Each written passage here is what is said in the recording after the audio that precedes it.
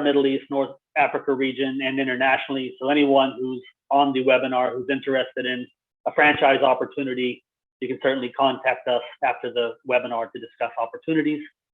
Once the three of us are finished, we'll have a 10-minute Q&A session.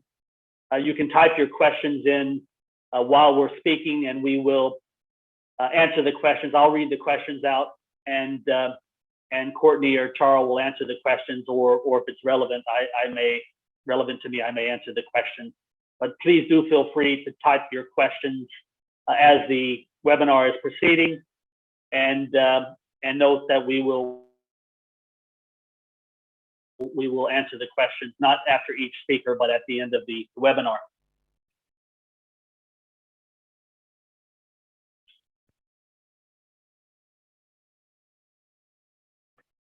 So let's start with some brief information on why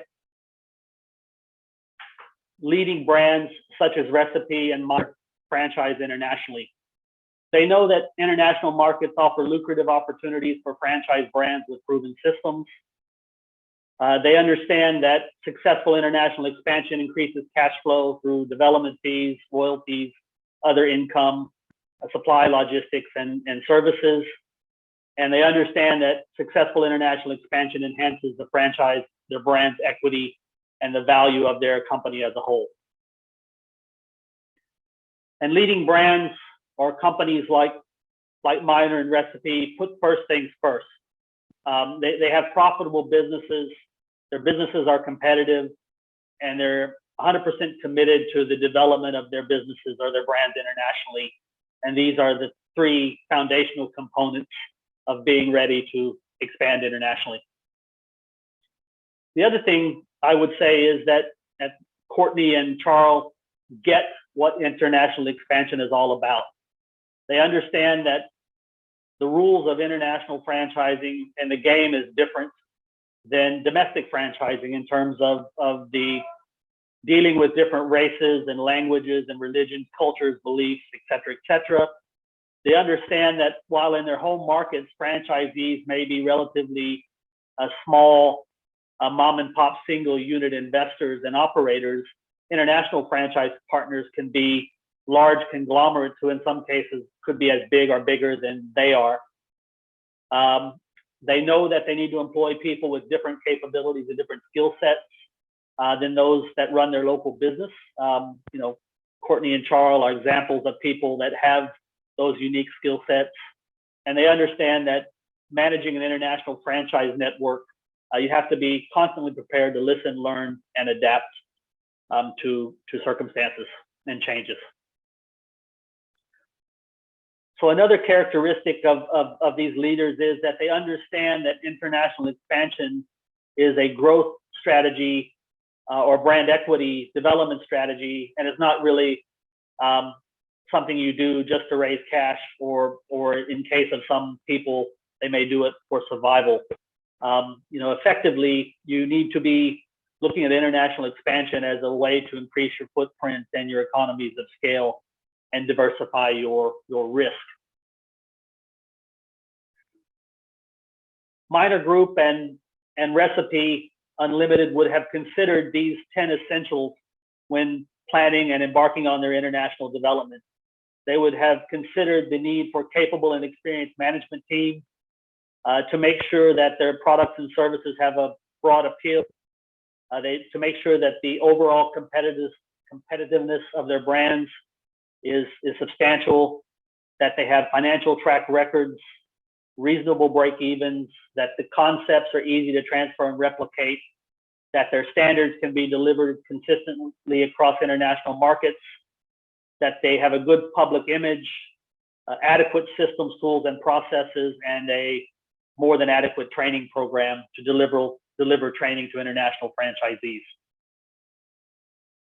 These gentlemen will also have at their disposal a well-developed franchise system or franchise operating system, which is not just about a manual or a big thick book like it was 30 or 40 years ago.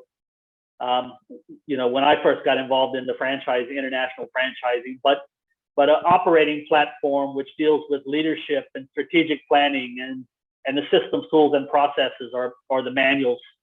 Training and development, CRM, performance measurement, and alignment, all key elements to successfully managing an international franchise business. These gentlemen will also understand that international franchising is much different than domestic franchising, in that in domestic franchising, you're typically looking at someone to open a single unit in a single location or to develop in a very small geographical area. And with international franchising, you're typically looking for a master franchisee or an area developer to develop multiple units in a country or a territory or a region. So two different types of development, and you need two different calibers of franchisees. And frankly, you have to understand in international franchising, and these speakers do understand, that when you set up and plan to enter a new market, it's not about setting up and opening an individual outlet on Sheikh Zayed Road or at the World Trade Center or wherever in whatever country. It's really about planning market penetration in your country or territory, launching a brand, and then creating a development plan that allows you to scale and gain market share and achieve a top 3 position in your category. This is the objective of a market entry strategy for an international franchise brand. These gentlemen will also understand what I'm calling, or what I call in my presentations and workshops, an international franchise relationship life cycle. And this is kind of using a human life cycle as an example. You start with the courting or dating, move to marriage, family planning, starting a family, and raising a family. And franchise agreements are often 10 plus 10 years. And families are started and children grow up in that time. And the experts that are going to speak shortly understand the importance of managing that relationship and the needs of a master franchisee or area developer as they progress through this life cycle. They also understand some of the key elements for international franchising success. Elements such as making sure you have excellent master franchisees and franchisees, effective systems and operations, a platform, experienced, energetic, and focused international team members, strong leadership at every level, outstanding franchisor-franchisee relationships, a sound business planning and financial planning process, and always remembering the customer pays our salaries and having a customer-focused mindset. So I believe this would have set the stage for me to hand over to Courtney as the next speaker. Thank you for giving me the opportunity to introduce myself and discuss some of these foundational topics. And Courtney will take over. I'll come back a bit later and help manage the question and answer session. Thank you, and over to you, Courtney. Thanks, Troy. Appreciate that. Just give me a second here, folks. I'm just going to share my screen. All right. So good morning, everybody. My name is Courtney Hindorf, as Troy mentioned. I'm coming to you today from beautiful, sunny at this time of year, Canada. Many of you may not have heard of Recipe Unlimited before, but we are Canada's largest full-service restaurant company, and I'm here to talk to you a little bit about our company. I'll give you a little bit of background on our company, but then kind of what we're looking for as we look to expand our global footprint with one or more of the brands that are in our portfolio. So let me just click to the next slide here. Sorry, hold on a sec here. So as I mentioned, we'll do a little bit of an introduction, how we support our master licensees, and then just a brief slide on some of our brands, and just again, any inquiries with regards to Recipe and kind of how you'd like to move forward, we'll do it.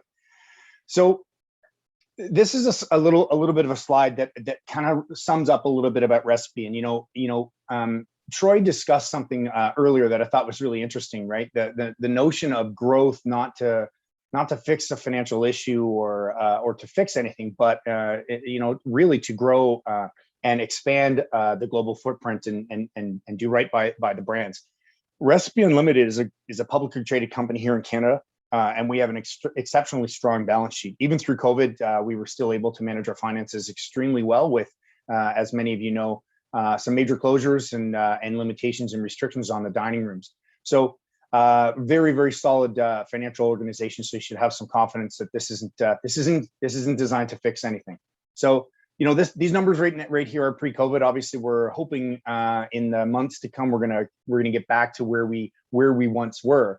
But roughly a $3.5 billion company. We've got 1,400 plus locations, over 20 brands. We've been in business since 1883, and we've been franchising in Canada for 65 years. So this whole notion of franchising is not new. 60,000 associates. And if you think about the restaurant industry in Canada, it's roughly a $93 billion industry. That shows us that, let's call it almost a 4% of the market share here in Canada, and that's an exceptionally high number. And if you pull out the QSR restaurants out of the equations, and that's companies like McDonald's and Tim Hortons, Recipe is almost an 8% owner of the market share here in Canada. So if you're investigating restaurant opportunities in Canada, your first stop would be with us. And we do have an existing global footprint, but for the most part, we have focused on Canada, on getting things right. And we own some of the most iconic brands in almost all of the segments across Canada. So what I'm going to do right now, I'm just going to click to the next slide. I've got about a 3-minute video that really showcases who we are, and again in a nice video format. So enjoy.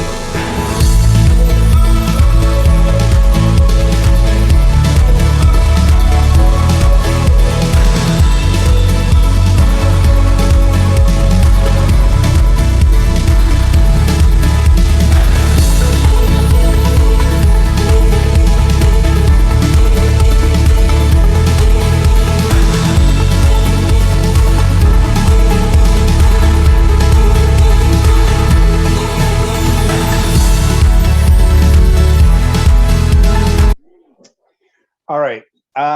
One thing I just wanted to mention to you before I leave the recipe component of this is, if you are out there and you're looking for international opportunities, this is the soft pitch. I think one of the real competitive advantages of a recipe brand and looking at us is we can really be a one-stop shop. If you're looking for a QSR brand and that's in a food court like our New York Fries brand, or everything right up to upscale casual in the Keg, which is upscale steakhouse, we really can be a one-stop shop. You get to know one franchisor, one set of agreements, one relationship, and you can plug and play with again, a wide range of brands. So if that's something that you're looking for, please reach out to me and we can chat about it. So I'm going to jump into now in kind of the things that we do to support our franchisees. And what I've done is I've really bundled it into two sections: pre-signing the agreement and post. And Troy talked about this when we talked about this pre-signing of the agreement.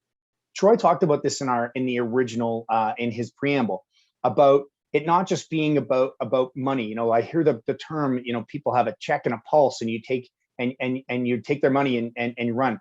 These are 10, 20-year marriages. These are very important relationships. It is critical that we make sure that we vet our franchisees, our master licensees, quite rigorously, because we want to make sure that this relationship is really, really solid and on stable footing moving forward. And you can make money, we can make money, and everybody's happy. So as we look at the pre-signing, I look at that section as the section where you spend some time with me.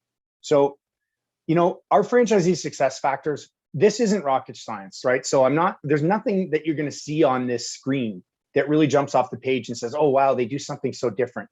The reason why I was put our franchising supports and the success factors is because it is incredibly important to me. I take our brands very seriously. I've grown up in Canada. I was born 20 minutes from where I live right now.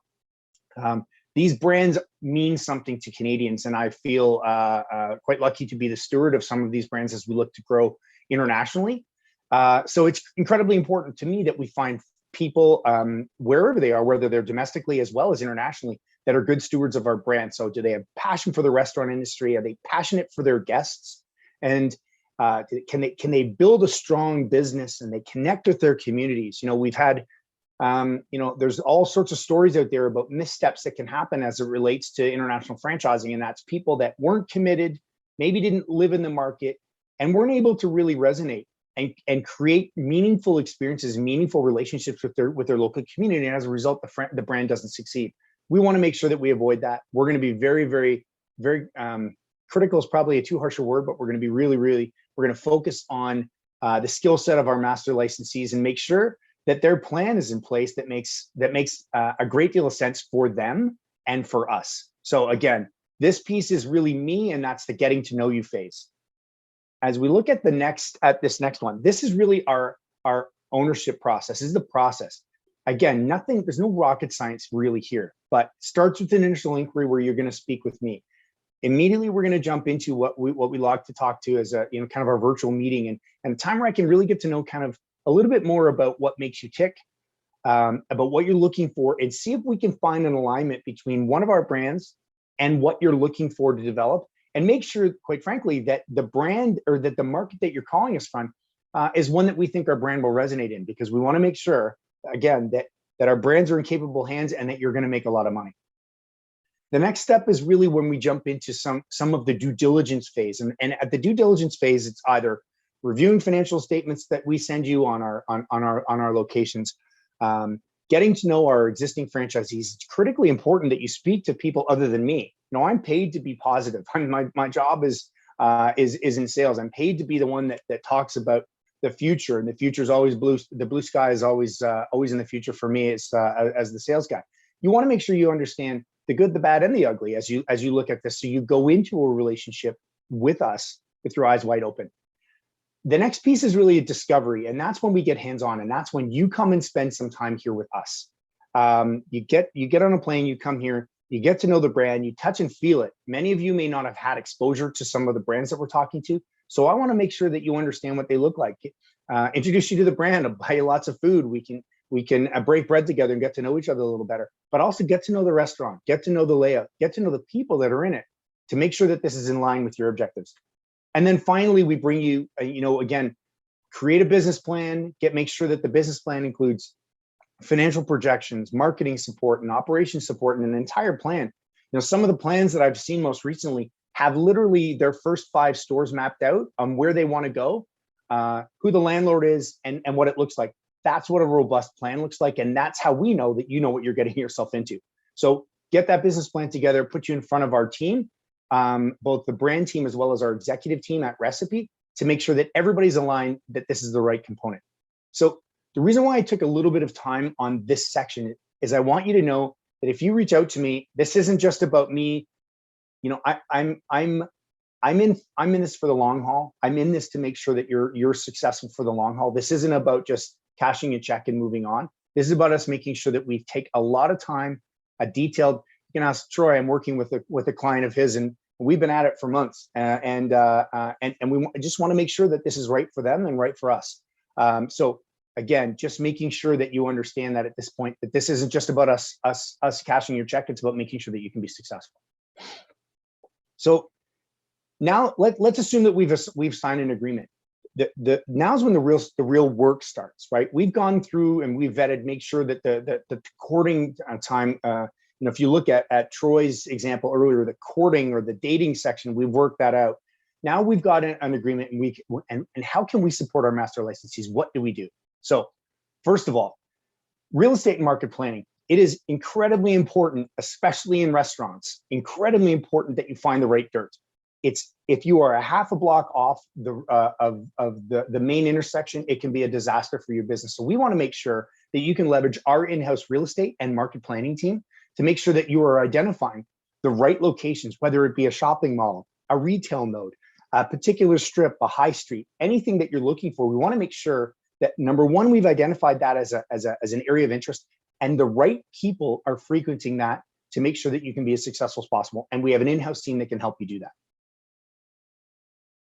Secondly, once we've identified the real estate, we want to make sure that our design and construction team gets involved, and the in-house design and construction team gets involved to make sure we lay out the right location for you with the right amount of seats, the right amount of takeout and delivery, and the right format that stays true to our brand standards, but also is something that is relevant for your market.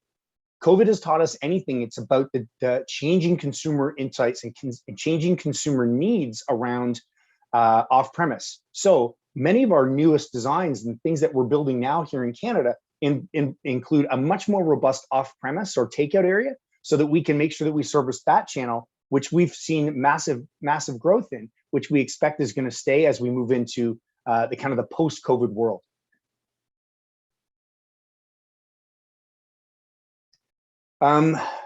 Obviously, training and opening support is incredibly important. Incredibly important. We want to make sure that we train you. We're gonna give you full training in restaurant. Depending on the brand, it can be upwards of 10 weeks in restaurant, as well as classroom training that happens at our recipe home office. It's the picture that's behind me. And really the focus is about training the trainer, right? So making sure that once you go back to your market, you can make sure that you can train and support your staff the way that you need to. Additionally, when you're in market in Canada, we're going to help you understand the things that you're going to need to do as it relates to sourcing and distribution. Here's our distribution center. Here's the type of products that you're going to need. Here are the vendors that we use, and maybe we can help you make some introductions in your market. And then we're going to send an opening team over. We're going to send 2 associates over. Well, actually, it depends on the brand. 2 associates is for one of our smaller brands. But to get over there for 2 weeks prior to open to make sure that job fairs, staff selection, and the restaurant is ready for opening.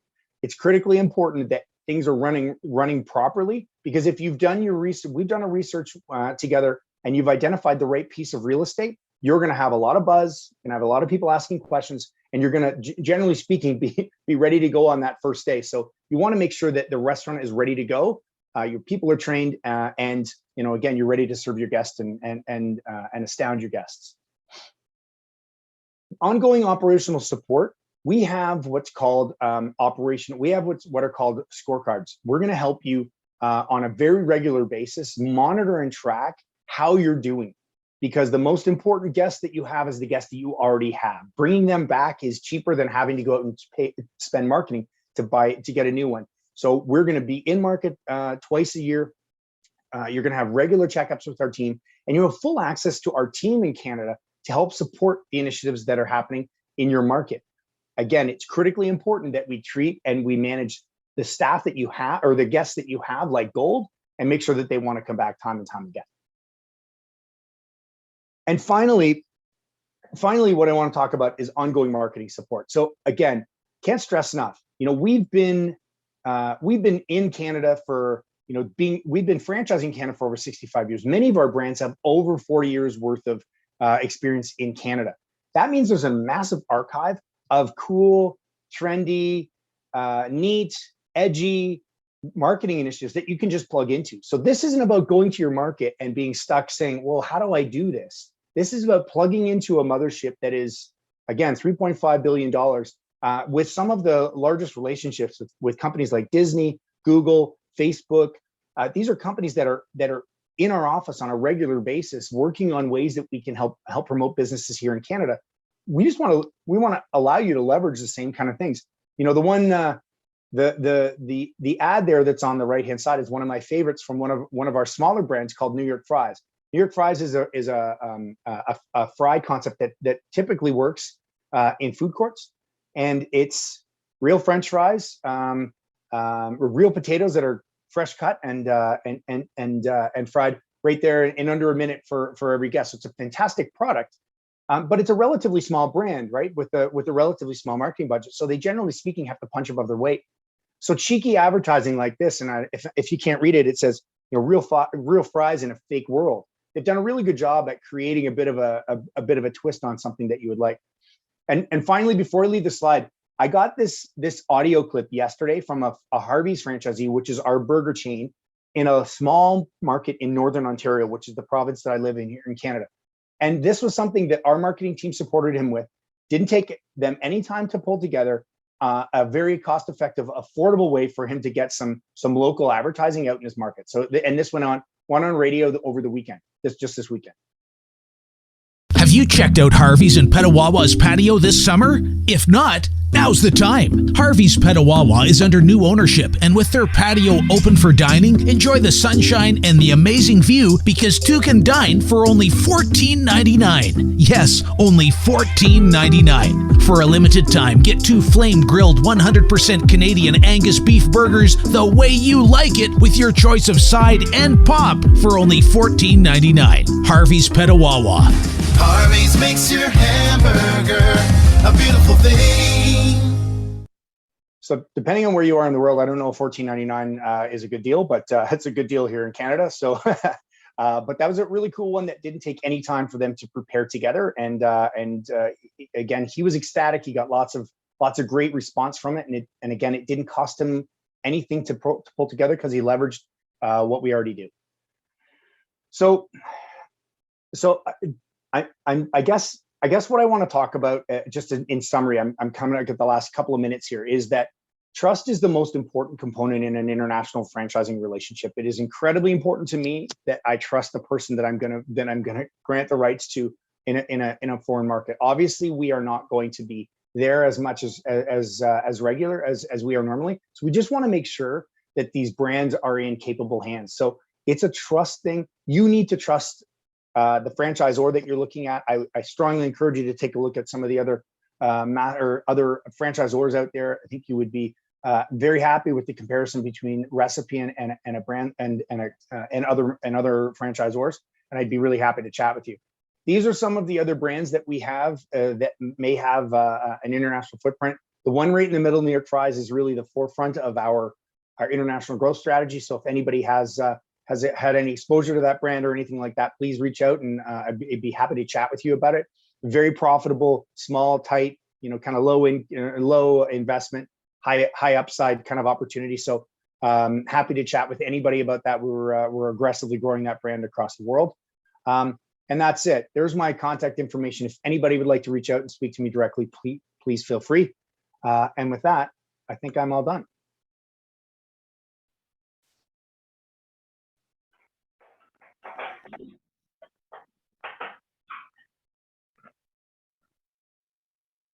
Excellent, Courtney.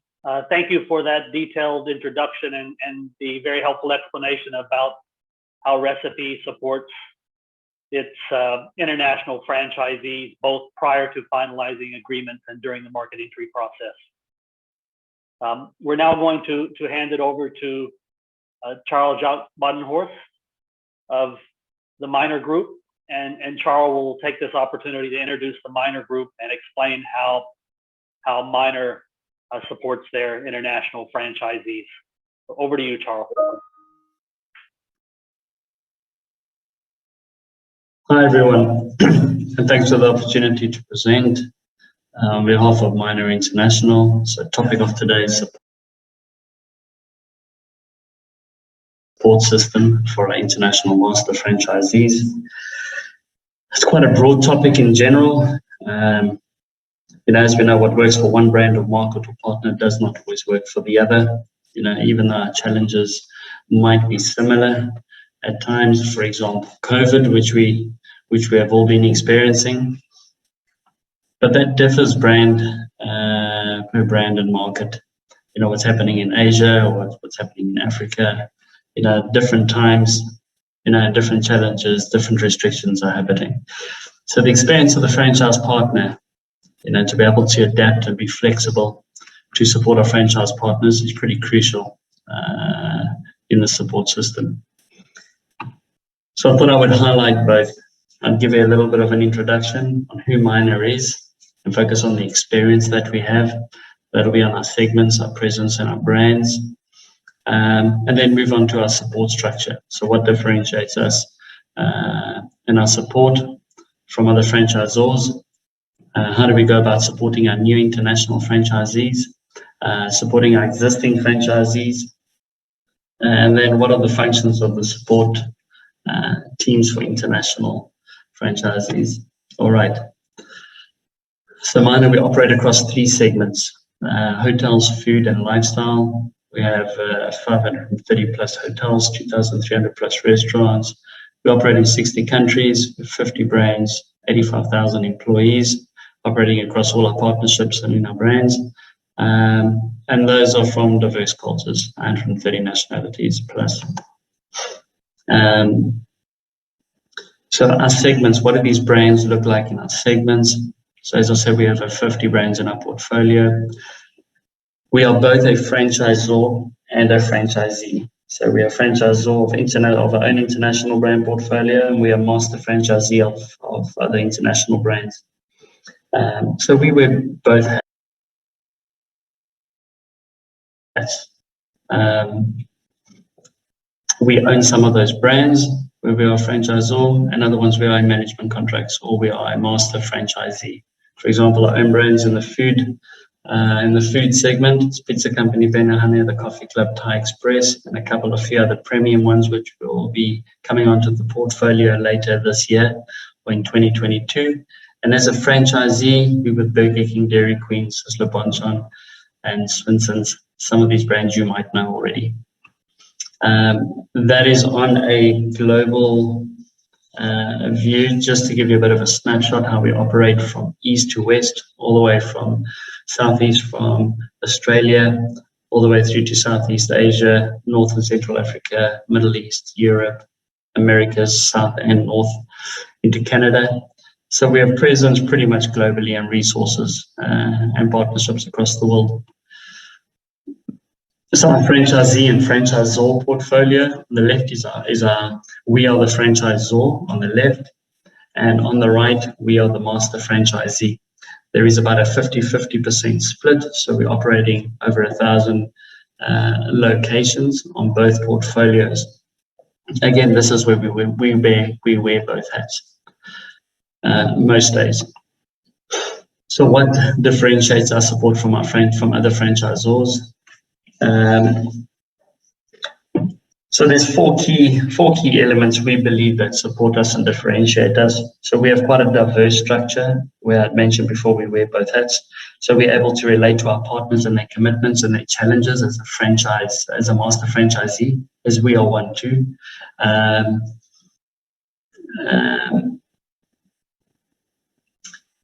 internally, we share our knowledge to improve our systems and processes for our franchisees.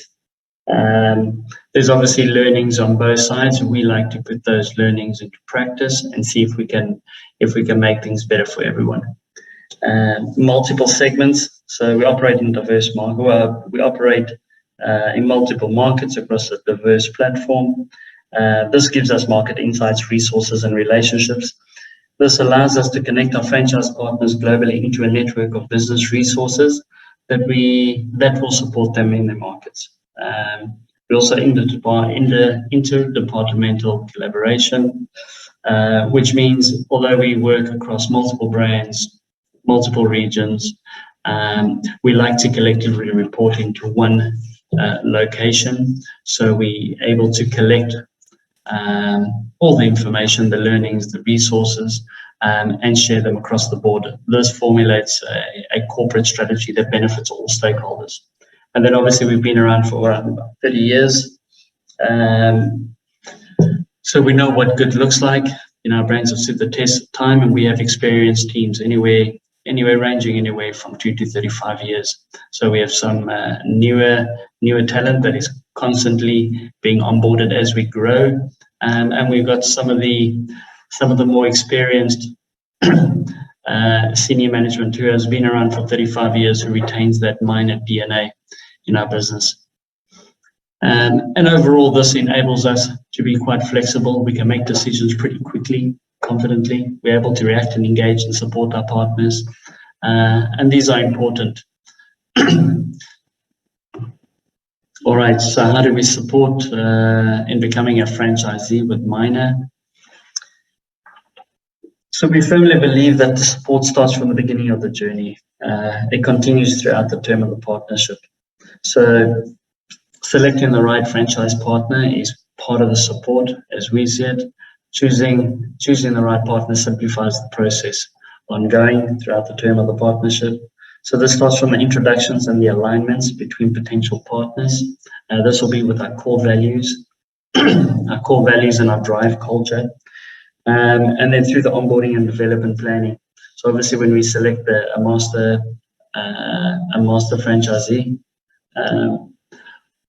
just to mention, we only deal with master franchise models. So this means that we grant the rights for a territory or a country with one organization, as opposed to individual partners for individual stores. We'd rather just focus all our resources dealing with one partner. So once we agree with the master franchisee on engaging in a partnership, we work through the development of the targets for every country, for the entire country and territory. Typically, we prefer working with master franchisees who have multi-unit operators that have the resources in place. We would rather focus our time and resources in developing and growing the existing resources versus somebody who needs to set it up from scratch. And then we will allocate a support team. That's our international franchise team. They will literally be on from day one, setting up the goals and working through your ABCs. ABCs are on the right. Those are your support processes, everything from the due diligence, making sure that you are well equipped to operate a brand, to the business planning for the markets, menu development, training, pre-opening launch. Then all the materials that are needed to operate a brand and set you up for success. And then the franchisee services. These are ongoing throughout the term of the agreement. These will be customer platforms, loyalty programs, digital applications, website presence. So that's on the onboarding of a new franchisee. As I mentioned, two very important parts of the support structure. It starts here with our core values and our drive culture. We believe if these two are aligned, the relationship and the partnership between Minor and our partners will be a lot healthier and a lot more sustainable and probably a lot more productive. So how do we support our existing franchisees internationally? So on the left, we have an operations team. We have a support team. It's made up of operations, training, strategy, projects, marketing, MFIT. MFIT is our innovation and product development facility. And then our supply chain. That team will manage what you see on the right. That's our franchisee support system. They drive the international support system globally. They work on a variety of models and formats, menu development and supply chain, and all the marketing, content, and communications going out for the brand. We will look at that a little bit closer in a second. So what that looks like.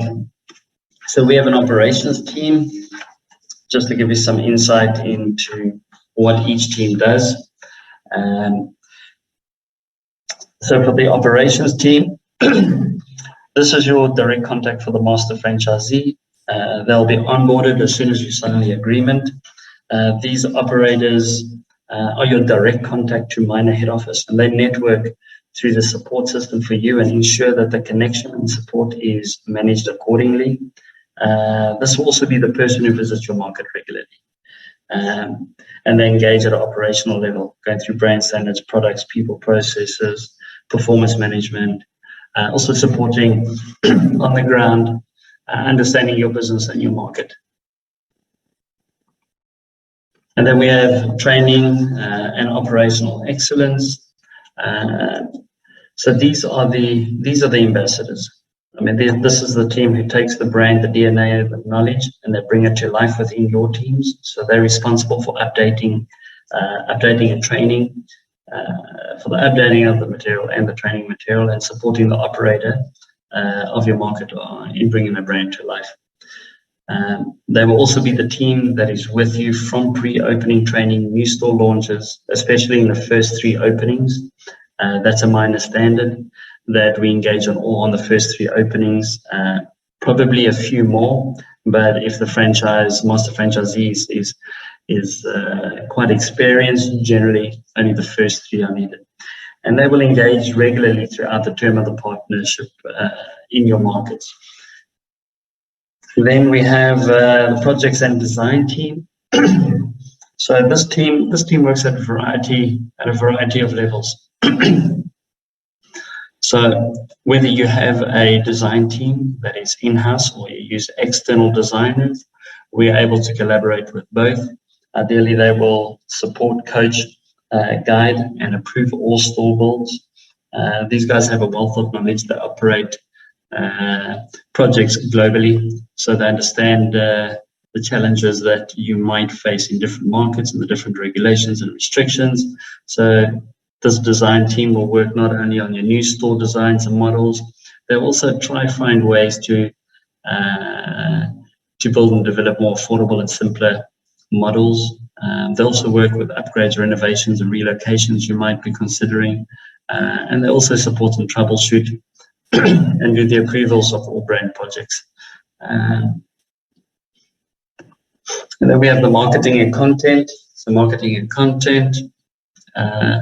This team pretty much works with creating and approving brand content for all levels of communication, be it your artwork, marketing launches and plans, brand refresh, anything related to brand and packaging, retail items. They work on ad hoc projects throughout the year with your team. So if you guys want to launch an LTO, you have a couple of ideas in place, you will communicate with our marketing team. They will support you on the design, the content. Some of the more experienced franchise partners, they're able to do their content almost 100% according to brand standards. Generally, it's just a send over, approve, we all agree, and you go live with your launch. For some of the partners that don't have those resources in place, they're welcome to use some of our resources. We don't do end-to-end designing, but we do collaborate, support, and coach. So you would need to, if you don't have a design team in place, you probably need to get an external one, and we can collaborate with them and make sure that they're following the brand guidelines.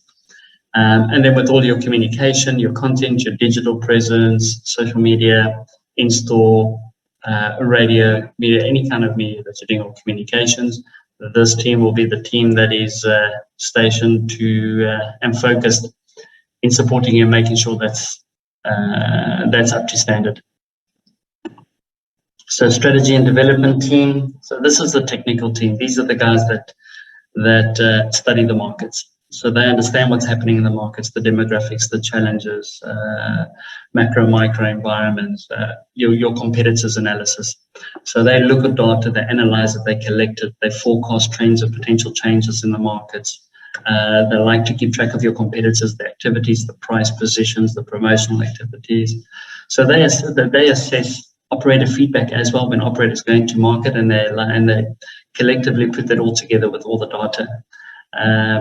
These are the guys we go to, for example, during COVID, when we said, all right, all the markets are reacting very differently to COVID. What do we do? Some of our strategies were focused on high tourist areas, where that was probably one of our biggest challenges.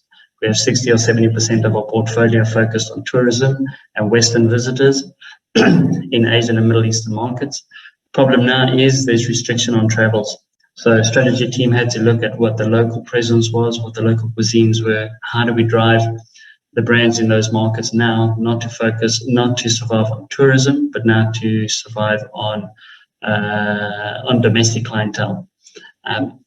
This is literally the team that will sit and break it down and try and figure out how we go about it. And then we have MFIT. So as I mentioned previously, strategy deals with some of the technical stuff. A lot of time that some of that strategy falls onto MFIT, especially on the menu development, because they work with innovation and product development. Their main support functions is working on menus, assessing sales mixes and menu item performances, making sure that your menu is optimized, working on creative, new and exciting offerings for your international markets. They also hold the library of all our recipes, all our creations, all our ingredients and inventory globally.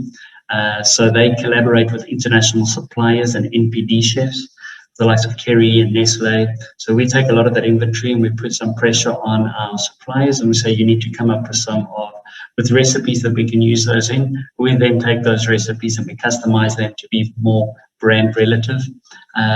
So the extent of the library is really big, and we make those readily available for our franchise partners to select from in creating their own menus. They also work on the localized options.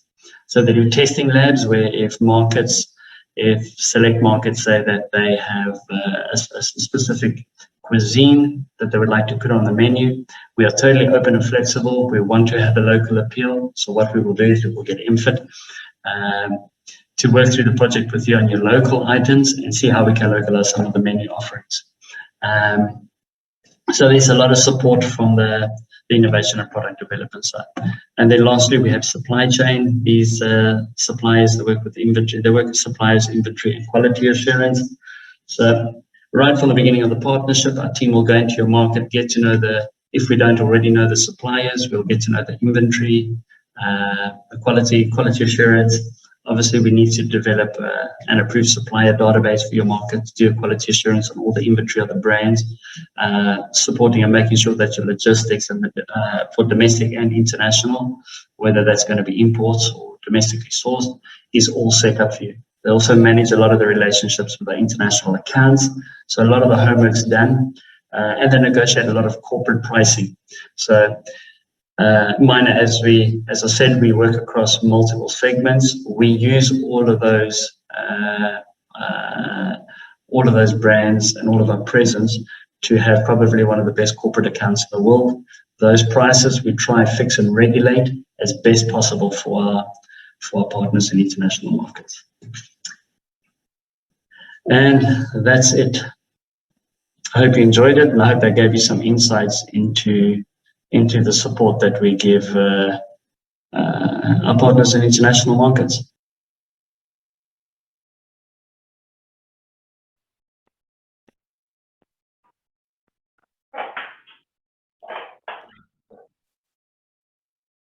Great, Charles. Thank you very much for that detailed presentation and the introduction to how Minor supports and facilitates the development of their business through the master franchise model internationally. I think two very different presentations from Courtney and Charles, but a lot of commonalities in the messaging between the two. What we'd like to do now is I have some questions that I would like to address to our two expert speakers, and I'll read the questions out, guys, and let you answer the questions. I'll direct them to one or the other of you and let you answer them. And if you need help with anything, I'll come in and support you. Courtney, I'll start with you for the first couple of questions since you got your video turned on. We're waiting for Charles to switch back on his video. Hey, Charles. Hi, guys. Hi. So, Courtney, the question for you, one of the first questions is, you mentioned You mentioned the importance of trust, and I've always felt that integrity and trust were critical to long-term success in franchising. What do you do leading up to signing an agreement and you and your organization and entering the market to build that trust? And how do you measure it, I think is the nature of the question. Okay. It's a great question. You know, I think, you know, just before I directly answer the question, I think that the importance of trust really just boils down to this mutual alignment on future goals and future state, right? And if you can trust that that's what they're going to be, and unfortunately, it sounds weird, but people tell you all sorts of things during an interview process, during a vetting process, to tell you all sorts of things that unfortunately they don't necessarily always follow through on. So it's incredibly important that you spend a lot of time understanding how they're going to execute each one of these steps, because I always find it funny, you know, it sounds almost harsh to say that people lie to you during an interview, but I mean, sometimes they do. And unfortunately, they put themselves at risk when they do that. So for us, again, our vetting process is very, very thorough. Not only do we vet our franchisees, professionally referencing and professionally through the vetting process, and then lots of dialogue and lots of meetings, we also do a thorough vetting of their financial situation, their financial backing, and quite frankly, kind of their business acumen, you know, their business reputation in a given market. So that's the piece that we do. And when it comes to the trust that they should have in us, you know, we do crazy amounts of work, crazy amounts of analysis as it relates to whether or not our brand is going to work in a particular market by, you know, looking at, you know, emerging middle class, looking at the particular palettes of a market. You know, I mentioned New York fries when we as one of the brands that we're looking at. And it's incredibly important to make sure that fries and potatoes are going to be relevant to a particular market. We're lucky with that particular brand. French fries, as Troy, you and I have talked about, French fries are a very, very approachable product. They're a very approachable item. Not all of our brands are like that. So it's incredibly important that we understand the particular palettes, the particular consumer insights and the consumer palettes, and make sure that the brands are important, and we do all that stuff in advance. If I'm at the table talking to you, we've already vetted the market, and we feel very confident that it's going to succeed. Excellent.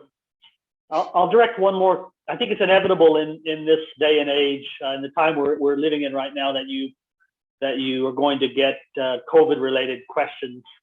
And Courtney, you and I have talked about previously some of the things that your organization did to support your network in Canada, which showed sensitivity to the challenges of your franchise community. Mm-hmm.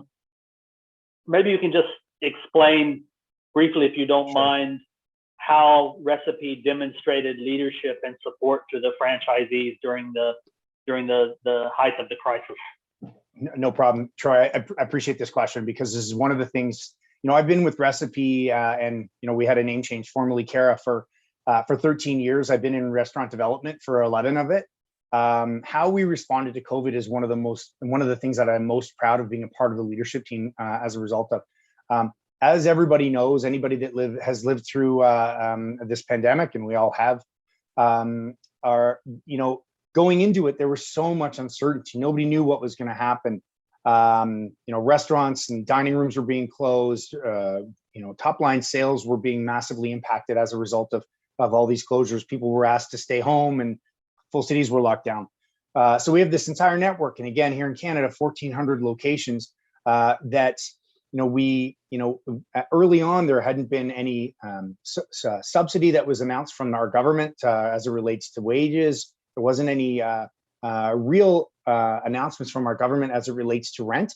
So one of the first things that we did was we went to shore up our franchisees' financial situation. We negotiated with the main lenders some principal and interest deferrals to allow the franchisees to get through kind of that first 6 months and preserve cash flow. We lobbied the government via our own CEO on major programs to help support small restaurants. And then early on, we did a video called One Table, and it was in an original deck that I was going to present, but I knew I was going to run out of time. But we essentially supported a small restaurant or a small business initiative where we fully funded, and we didn't get any credit for it. We fully funded this essentially outreach to really talk about some of the major things that small business owners in Canada were being impacted by, and let people understand that these are people, and it's their lives that are at play. And then finally, I guess May of 2020, our leadership team announced what was called the Recipe Rent Certainty Program. The biggest bogey that we couldn't resolve was rent. The rent was the biggest component that landlords still wanted to be paid. We could manage the labor because there wasn't as many people. We managed food because we weren't cooking it. It was the overall premise. So we came out with what was called the Recipe Rent Certainty Program, and we essentially gave our franchisees rent certainty for 8% of their sales, regardless of how big their sales were. If they did $100, they owed us $8. If they did 10,000, you can do the math. But at the end of the day, what we did was give them some confidence that massive component of their P&L was going to be controlled. And Troy, we supported our franchisees to the tune of $35 million. And I don't know about globally, but nobody in Canada did anything like that. And we were the first to do it. We were the only ones to do it.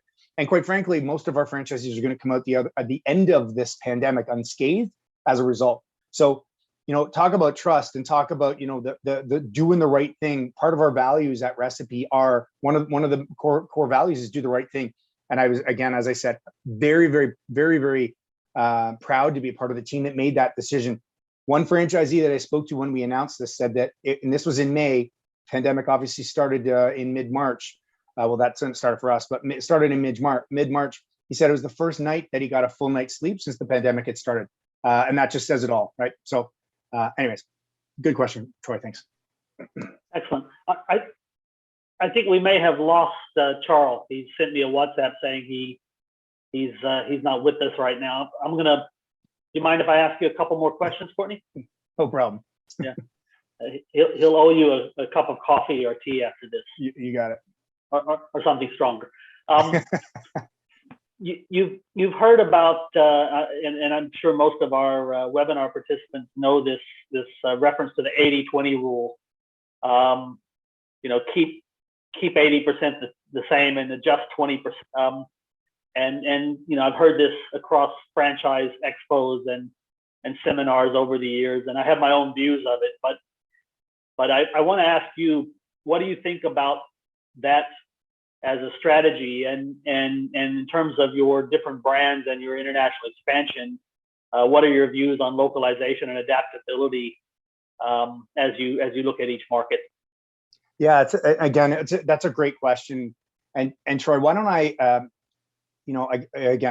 without this being a full-on pitch, really one of our forefront brand that we're looking for international expansion is New York Fries. As I mentioned in my presentation, it is small, very easy. We know exactly where it belongs. It belongs where there are high concentration of pedestrian traffic. It's very easy to source the product, and it's highly profitable. It has probably some of the best margins that you'll find in the business. So as a result, that's kind of the forefront of our international strategy. We already have a global footprint with this brand, but we're looking to expand it even further. The beautiful thing about New York Fries is, first and foremost, it's vegan, vegetarian, and gluten-free. So from an allergen and just from an overall food sensitivity perspective, it checks a lot of boxes across a wide range of markets. So that's first. So our staple product is very, very adaptable to a lot of menus because, again, we don't have to change it very much. We cook our French fries in sunflower oil, non-hydrogenated sunflower oil. Again, each French fry you have starts as potatoes that morning. So the baseline of this particular product is really good. The cool thing about it is, in Canada, there's a thing called poutine. If you've never heard of poutine, really, it's a French word of saying loaded fries. And it's poutine is gravy and cheese curds. It's just gooey, mucky mess. It's delicious. The great thing about loaded fries and having a really exceptional base product that we have with New York Fries is the adaptability to each market. So different types of flavors that can come out that we can then dress on top of the fries and make unique. One of the coolest ones that we have is a butter chicken French fry. Guess where it came from?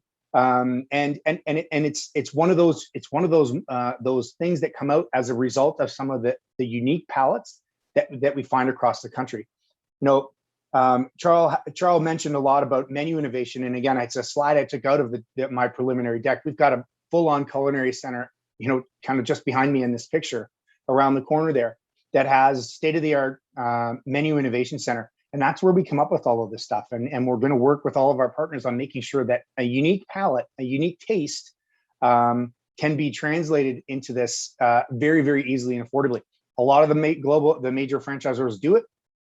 And we're absolutely going to continue to do that kind of thing as we move forward, because it's the price of entry. So again, 80-20 base model product is really good. We can dress it up with toppings quite easily. Excellent. It's 9:02 where I'm at, so we've been on this call for an hour and 3 minutes. We've exceeded our time. What I would like to do, or we've met our time limit. What I would like to do is thank Index Holdings, the group behind the Franchise Talk, and the Global Franchise Market Franchise Expo, which is taking place in Dubai later this year, I believe in November, for organizing this webinar, for giving myself, Courtney, and Charles an opportunity to speak, for giving Courtney an opportunity to introduce Recipe Unlimited, and Charles the opportunity to introduce Minor Group. Again, both of these gentlemen with their brands are looking for international partners. You can reach us through Index. My details are in the presentation, and as are Courtney's and Charles. We'd like to thank you for giving us this time with you, and for your interest in these brands and franchise opportunities. And we hope to be able to connect with you again in the future, and maybe join you for more webinars, and maybe see you in person in the Middle East at some point. Courtney, you want to have the last word? I'll let you finish up if you'd like. Well, I don't need to, Troy, but since so anyways, I really appreciate this. This has been a really good use of my time today. I would say I really enjoyed it. I enjoyed spending time with you, Troy, and Charles' presentation was quite insightful as well. So thank you everybody for your time. Really look forward to meeting some or all of you sometime out and about as we start to get back to some sense of normal. So thanks very much. Thanks everyone, wherever you're at. Have a good evening, a good day, or a good morning.